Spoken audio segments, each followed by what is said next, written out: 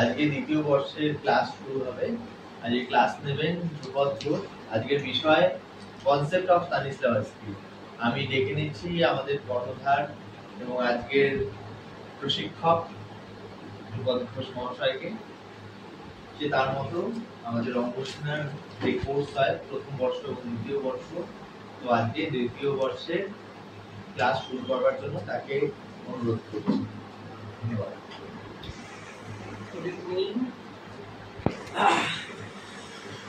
বসো সকলে। তো আজকে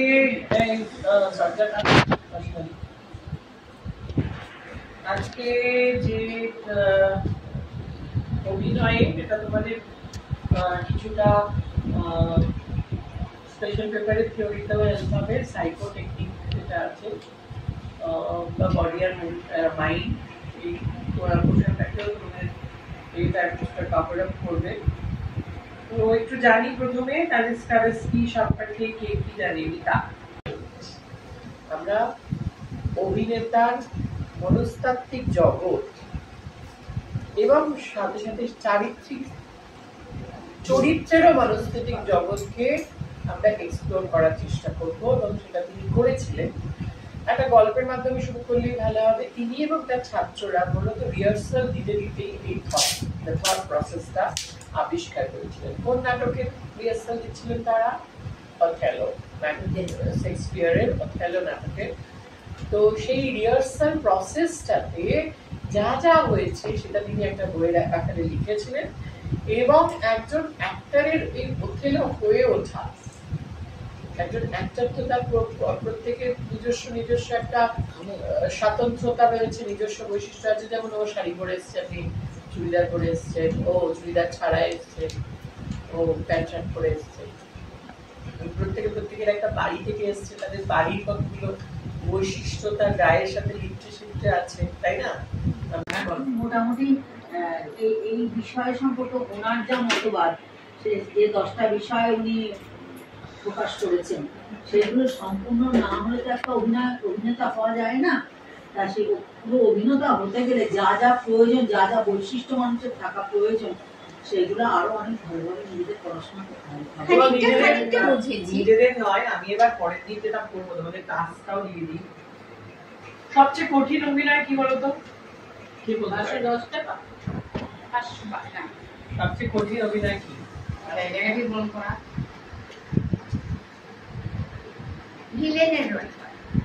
ঘুম থেকে ওঠা।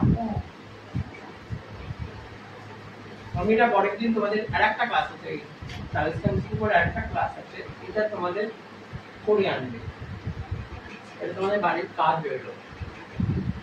একটা মানুষ ঘুম থেকে উঠছে,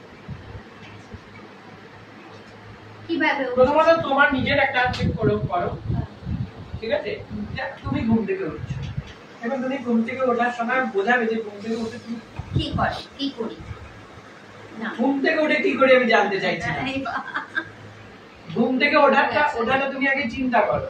ঘুম থেকে একটা মানুষ যখন ওঠে তখন কত রকমের ঘুম থেকে ওঠা হতে পারে। আলাদা সে স্বপ্ন দেখতে উঠছে, তাকে হট করে ডেকেছে, সেটা গভীর ঘুমে ছিল, অনেক রকম হতে পারে। তুমি তোমার মতো, তোমার চরিত্র অনুযায়ী ধরো অপাদির মতো ঘুম থেকে উঠছে, সেটা একটা হলো। আর অপাদির চরিত্র যেটা করছে, সেই চরিত্রটা ঘুম থেকে উঠছে। দুটো কিন্তু ডিফারেন্ট হবে, দুটো কিন্তু ডিফারেন্ট হতেই হবে। এই দুটো তোমাদের টাস্ক হচ্ছে পরের দিন স্টানিসলাভস্কির মত অনুযায়ী ছোট্ট একটা পোর্শন, তোমার কিন্তু পুরো কিছু বলছি না। তুমি ঘুম থেকে উঠছো, তুমি ডেসক্রাইব করছো, আর তোমার চরিত্র ঘুম থেকে উঠছে, সেটা তুমি অভিনয়ের মাধ্যমে বুঝিয়ে দিচ্ছ। এবার তার জন্য তোমার নিশ্চয়ই নিজস্ব প্রসেস থাকবে, এই 10 প্রসেস যাবে, ঠিক আছে? এই অনুযায়ী তোমাকে এই কাজটা তোমাদের পরের দিন করতে হবে। কারণ আমাদের শুধু থিওরি জানলে তো হবে না, আমাকে তো প্র্যাকটিক্যালি এটা কাজ করতে হবে।